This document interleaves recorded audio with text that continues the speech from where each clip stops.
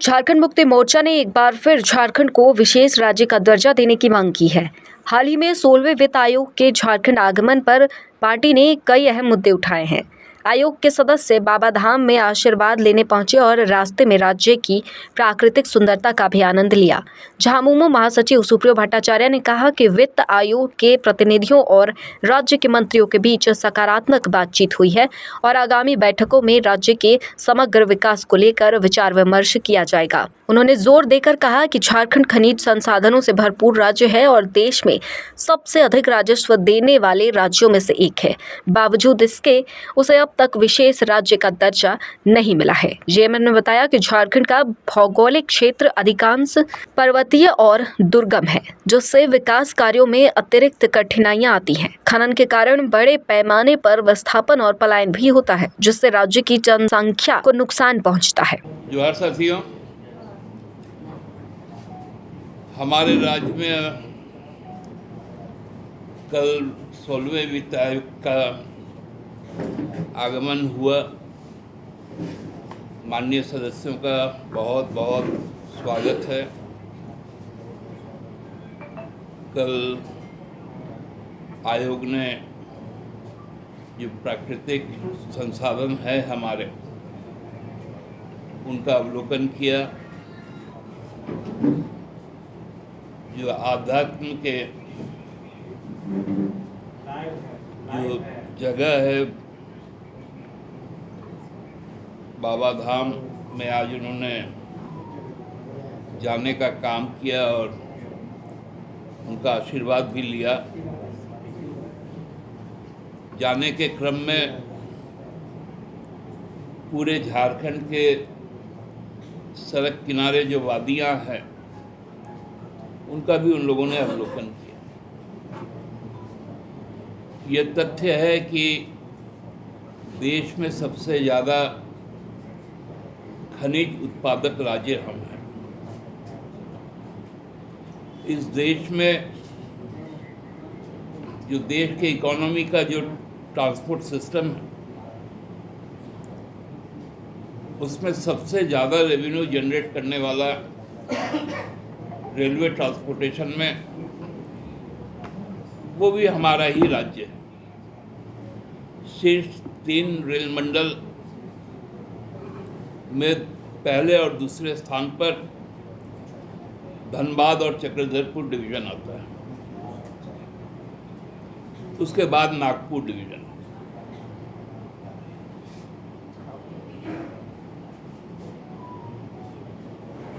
हमारा जो क्षेत्र है, राज्य का जो भौगोलिक क्षेत्र है, ये क्षेत्र में की विशेषता है कि जो गांव बसे हुए हैं, या तो वो पर्वत के तल पर हैं या 2 पर्वत के बीच में। तो ये प्रदेश हर तरह से,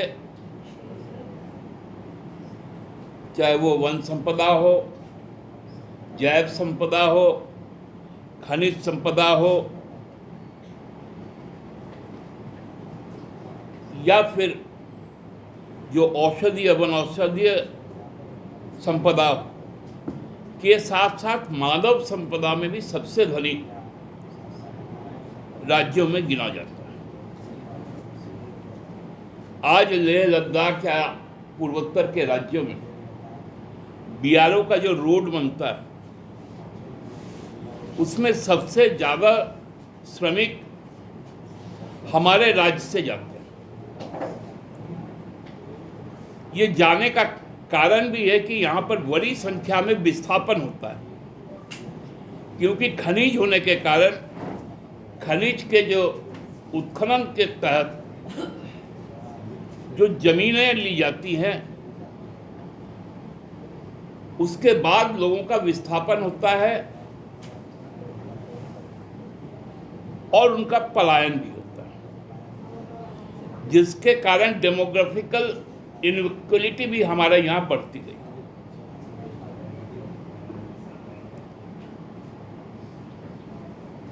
सभी परिस्थितियां इस ओर इशारा करती है कि झारखंड को विशेष राज्य का दर्जा मिले,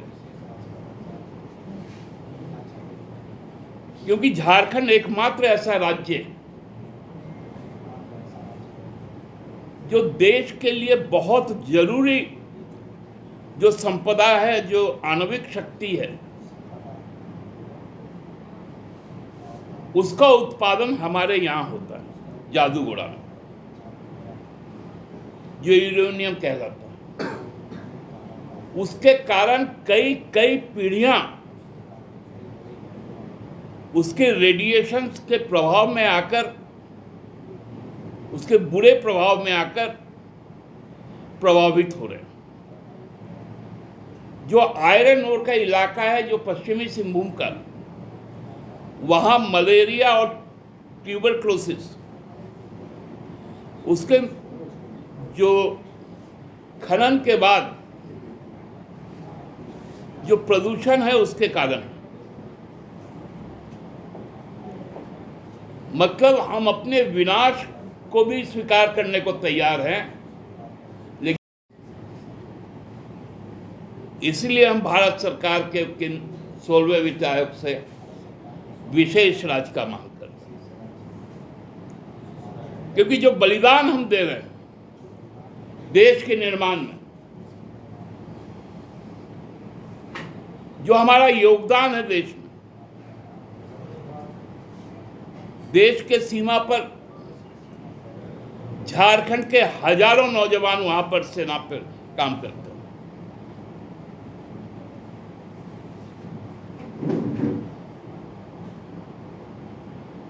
एक अगर रेलगाड़ी हमको आज तक नहीं मिली,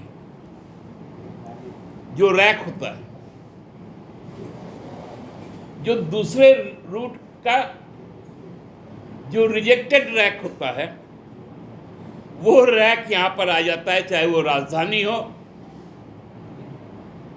या शताब्दी। इतना सौतेला व्यवहार के बावजूद हम लोग फिर भी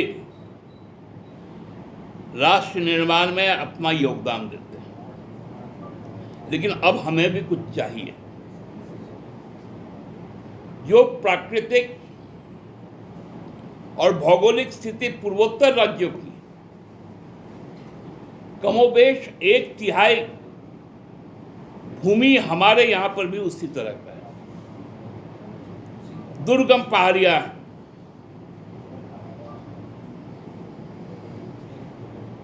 शिक्षा के लिए बच्चों को दूर दूर तक पैदल आना पड़ता है।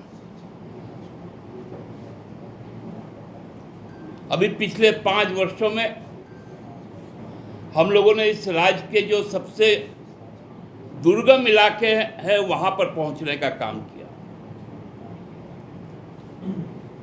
जहां आजादी के बाद कभी कोई नहीं गया था। वो बुढ़ा पहाड़ में हमारे मुख्यमंत्री ने जाने का काम किया।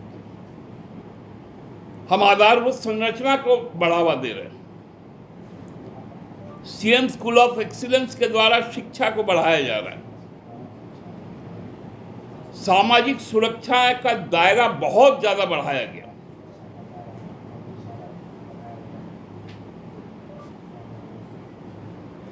कई योजनाएं उसमें शामिल की गई, चाहे वो छात्रों के जो विद्यार्थी जो लड़के हैं और लड़कियों के लिए अलग। इस तरह से यदि समग्र विकास को हमको ले जाना पड़ेगा तो हमें आश्वासन से काम नहीं चलेगा। घोषित तौर पर स्पेशल स्टेट का स्टेटस हमको देना पड़ेगा। हमारे राज्य के बजट और योजनाओं में और केंद्र के बजट और योजनाओं में केंद्रांश कम से कम 75% तक केंद्र का को वहन करना चाहिए और 25% ही राज्य का व्यय हो। इस ओर हम लोगों को ध्यान देना पड़ेगा। जो पूर्वोत्तर राज्यों में होता है,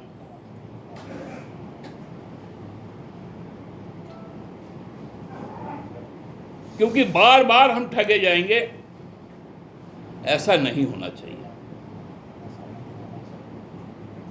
पूर्व में जो हमारे राशि है 1,40,000 करोड़ रुपए,